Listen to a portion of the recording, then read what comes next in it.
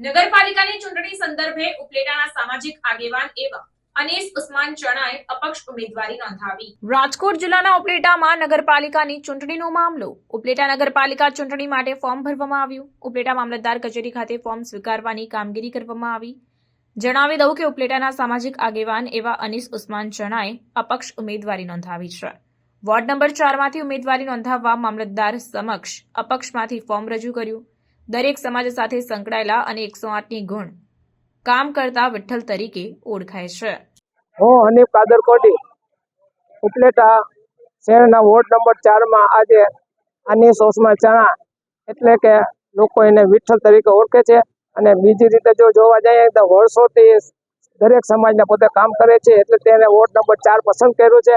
અને એના મતદારો પર એને પૂરેપૂરો ભરોસો છે કે હું આ વોર્ડ નંબર જીતીશ। અને અમે તમામ સમાજના લોકોને એને અમે ટેકો આપીએ છીએ। અને અનીસ એટલે કે બધા એને 108 તરીકે ઓળખે છે।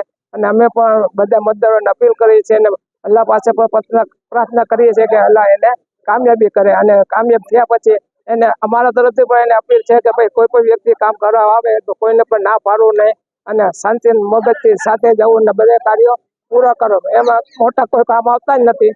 માણસોને મામલતદાર ઓફિસ છે કે નગરપાલિકા છે એમાં જવાના જ કામ હોય છે। એટલે અમારું પણ એને ટેકો છે અને પોતે પણ એટલે દિલથી કામ કરશે એવી આશા। હું અનીસ ઉસ્માન ચણા વોર્ડ નંબર 4 માં અપક્ષમાં ઉમેદવારી નોંધાવેલ છે।